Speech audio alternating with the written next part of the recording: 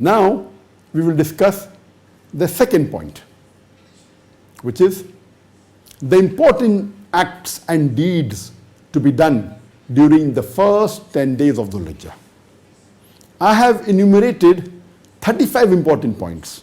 Some people have listed 10, 20, 30, some more. There are hundreds of good deeds you can do. To make the list a bit shorter, I have enumerated 35 important deeds and acts to be done during the first 10 days of Dhul Hijjah. And whenever I enumerate, I try and enumerate the ones which are the fard on the top, then coming with the highly recommended sunnah, and then the other sunnah later on. That's my policy.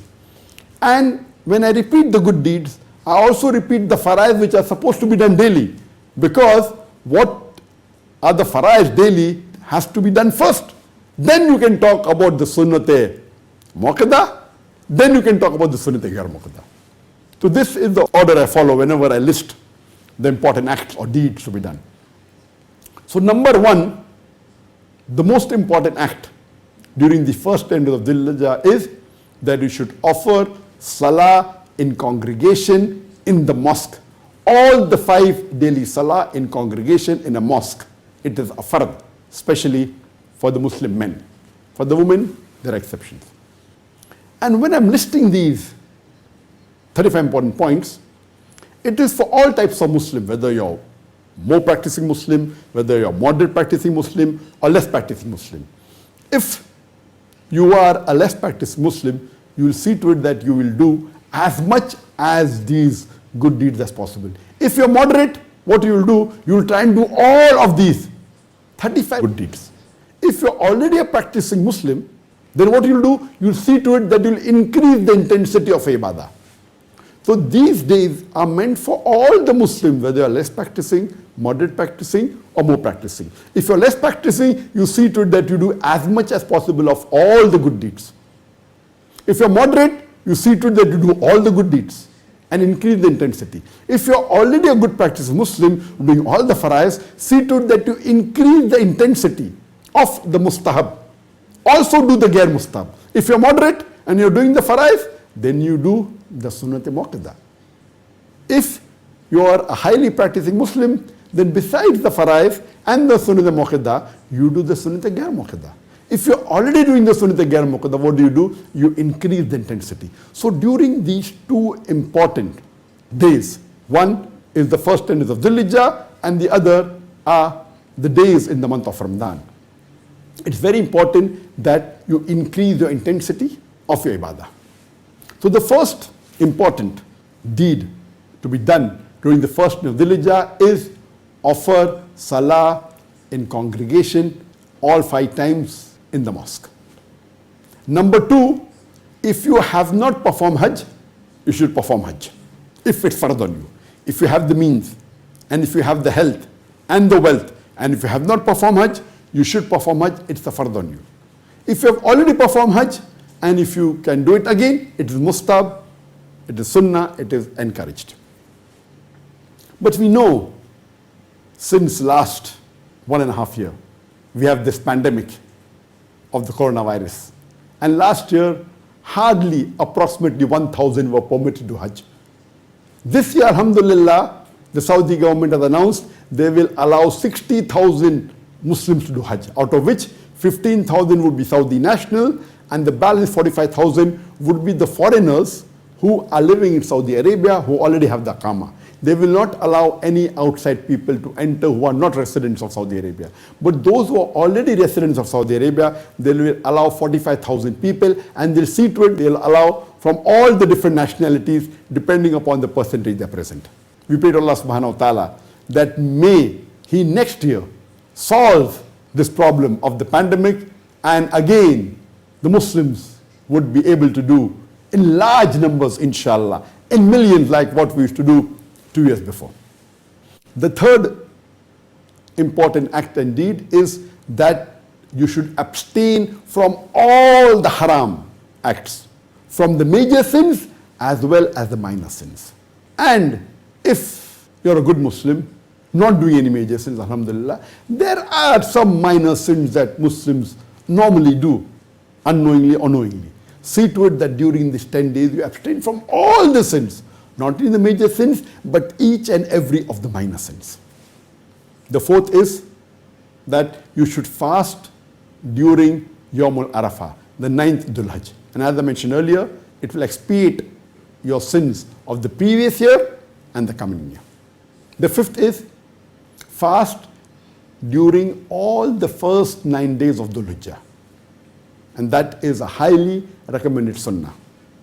Sixth is that if you have the means, you should sacrifice during Yawmun Nahar, that is Eid al-Adha, the 10th day of Dhul Hijjah. If you have the means and Allah has given you capacity, sacrifice an animal on this day. The seventh is that say the tasbih, that is Subhanallah, say the tahmeed, that is Alhamdulillah, say the tahleel, that is La ilaha illallah, and say the takbir Allahu Akbar as much as possible during all the 10 days of Dhul Hijjah. You can recite together Subhanallahi walhamdulillahi wa la ilaha illallah wallahu akbar. Subhanallahi walhamdulillahi wa la ilaha illallah wallahu akbar. You can recite this as much as possible throughout the day.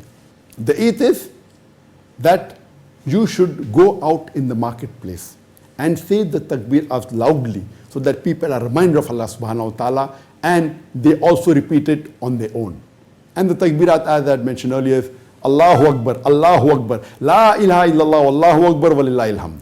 As much as possible, go out in the marketplace, tell to the others, remind others to do zikr, to remember Allah subhanahu wa ta'ala. It is more sawab than distributing gold or silver in the marketplace. The ninth is praying the tahajjud salah in the last 1/3 of the night and do dua and ask for forgiveness during this last 1/3 of the night, in which Allah subhanahu wa ta'ala answers the prayer at the maximum.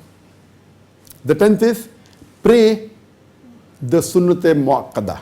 That is, there are 12 sunnat muakkada in which the Prophet said, if you pray these 12 rakat, you will enter Jannah and have a house close to the house of the Prophet.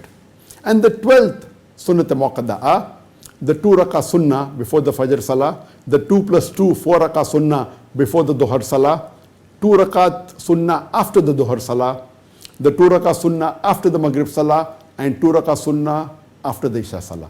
There are total 12 sunnat muakkada in the full day. Also offer the Salatul Duha. And the Salatul Duha is offered approximately when Shaykh Uthaymeen was asked which is the right time. He said immediately about 20 minutes after the sunrise till about 10 to 15 minutes before the Dhuhr time. You can offer the Salatul Duha anytime between this time. You can offer 2 rakat. The Prophet said 2 rakat as much as you can, but the Prophet most of the time he offered 4 rakat. So preferably 4 rakat. You can even offer 2 rakat. The Prophet even offered 8 rakat during Fateh Makkah before that. But preferable is 4 rakat, which was usually practice of the Prophet. And the better time to offer, the Prophet said, is when the camel can feel the heat of the sand. So it is preferable to offer after the midpoint between the Fajr and between the Dhuhr. This is the better time. But you can offer any time 20 minutes after the sunrise. And if you offer immediately after sunrise, it's called as Ishraq. But the better time is after the midpoint, as is the sunnah of the Prophet. The 12th point is that you should do dua before breaking your fast. The 13th is do as much as dua throughout the 10 days of the Dhul Hijjah. And do not miss doing dua during the Friday of these 10 days, the first 10 days of Dhul Hijjah. Whenever Friday comes, whether once or twice, see to it that you offer in that 1 hour after Asr Salah, before Maghrib. This is an important time, one of the prescribed time for doing dua. The 14th is do zikr of Allah as much as possible throughout the 10 days of Dhul Hijjah. Point number 15, read the Quran. And if you don't understand Arabic, along with Arabic, read the translation of the Quran in the language you understand the best. Point number 16, ask for forgiveness from Allah subhanahu wa ta'ala during these first 10 days of Dhul Hijjah. Point number 17, give as much as charity as possible besides the zakat. If you have given your zakat, good. If you have not, see to it you give it. But besides zakat, give as much as charity as possible. Point number 18, do as many good deeds as possible. Point number 19, do tazkiyah nafs every day during these 10 days of Dhul Hijjah. Point number 20, recite the masnoon dua of the beloved Prophet. If you are not reciting, start reciting in these 10 days. If you recite few, start reciting more or increase the number of masnoon dua. For example, when you enter the mosque, there's a dua. When you come out of the mosque, there's a dua. When you enter the toilet, there's a dua. When you come out of the toilet, there's a dua. When you wear a dress, there's a dua. For most of the acts, there are duas. So see to it, you do the masnoon duas. Point number 21, do as many sunnahs of the Prophet. For example, while you drink water, see to it, you sit and drink water. It is a very important sunnah of the Prophet. When you wear a footwear, see to it that you wear the footwear on the right leg first. When you remove the footwear, see to it you remove your left leg first. When you enter the mosque, enter with the right leg. When you exit the mosque, you enter with the left leg. When you enter the toilet, enter with the left leg. When you exit the toilet, you exit the toilet with the right leg. When you are wearing a dress, a shirt, put your right hand first. When you are removing the shirt, remove the left hand first. When you are wearing a trouser, put the right leg first. When you are removing the trouser, remove your left leg first. These are the various sunnahs of the Prophet. Do as many sunnah as you can. If you are not doing, start doing it. If you are doing few, do more. If you are doing more, increase it as much as possible during these 10 days of Dhul Hijjah. During these first 10 days of Dhul Hijjah, you should see to it that a good deed should increase as compared to the other days of the year. It should be more. If you are reading few duas, read more duas. If you are reading only the farz, start reading the Sunnat Muakkada. If you are reading only Sunnat Muakkada and farz, start reading Sunnat Ghair Muakkada. If you are reading all these three, increase your salah, increase your dua, increase your asking for forgiveness. 22, read the authentic hadith of the Prophet, the Sahih Hadith. You have the Sahih Bukhari, Sahih Muslim, and the Silsila Sahih of Albani, the Sahih Hadith from Abu Dawud, from Nisai, from Ibn Majah, and so forth. And there's also a new compilation done by Sheikh Ziyar Azmi of Jami Kamil. We have accumulated all the hadiths Sahih and removed the duplicate, which is approximately 16,546 hadith. All the Sahih. So once you read this, you can easily say that you have read all the Sahih hadith, irrespective whether it's in Bukhari, Muslim, etc., without duplicating, so it's easier. So if you read the Jami Kamil, it's a good thing to do. Point number 23, you should forgive people's fault. Forgive the faults of others. Whatever faults that people do around you, rather than keeping in your mind or taking a grudge, forgive it. If you forgive people's fault, Allah will forgive you. Whether it be of your family members, whether it be of your staff, whether it be of your people around you, forgive as many faults as possible of the others. Point number 24, do Islah with your other Muslims. Point number 25, do Dawah with the non-Muslims. Point number 26 is that you offer Sunnat Ghair Muakkada. There are total 10 Sunnat Ghair Muakkada. It is 2 rakah Sunnah after the Dhuhr Salah, 2 plus 2, 4 rakah Sunnah before the Asr Salah, 2 rakah Sunnah before the Maghrib Salah, and 2 rakah Sunnah before the Isha Salah. So there are 10 Sunnat Ghair Muakkada. If you offer this, Alhamdulillah, during all the 10 days of the Hijjah.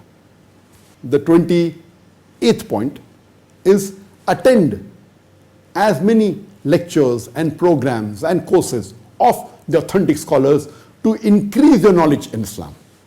And today, being a pandemic is there throughout the world, attending live programs will be difficult. You can go to the next point, that is the 29th point. You can watch the videos, the video recording of the authentic scholars and the authentic orators, whether it be on a learning management system, whether it be on the Facebook, whether it be on the YouTube, whether it be on the Alidaya, whether it be on the Peace TV, on various social media platforms. But see to it that these scholars and orators that we're hearing are authentic. Point number 30, hear the audio recordings of the authentic scholars and orators. You may be in the car and traveling. It's a good opportunity. While driving, you can hear the audio. You may be doing some exercise. You may be jogging. At that time, you can hear the lecture and increase your knowledge. Point number 31, read the seerah, the biography of the beloved Prophet Muhammad. And one of the good biographies that you can read is the Rahiq al-Maktoum, the Sealed Nectar, which is written by Sheikh Safiur Rahman Mubarakpuri. It is one of the best seerah that's available. Point number 32, spend more time with your family. When I spend more time with the family, doesn't mean that you go out more with them shopping all the 10 days. Yes, if you want to shop just before Eid and buy them good clothes, etc., no problem, but not all 10 days, not going for outing. When I say spend more time with the family, that along with the family, you read the Quran, you read the seerah of the Prophet, attend Islamic program of authentic scholars and authentic orators, watch the video recordings of authentic orators on various platforms, social media platforms, hear the audio together, spend time, discuss with them, talk to them about the good deeds to be done in the first 10 days of Dhul Hijjah, about the Sunnah of the Prophet, read the translation of the Quran. This time you are doing a Venn diagram. Besides doing the ibadah, you are asking your family to do the ibadah. And the Prophet said that the best amongst the Muslim is the one who's best to his family, especially his wife. So spend more time with your family and encourage them to come closer to Allah subhanahu wa ta'ala. Point number 33. Do not waste a single minute during all these first 10 days of Dhul Hijjah. Point number 34. Be cheerful and happy during all these 10 days of Dhul Hijjah. And point number 35. See to it that you behave with the people around you with love, affection and care. This was in short the 35 important acts and deeds to be done during the first 10 days of Dhul Hijjah.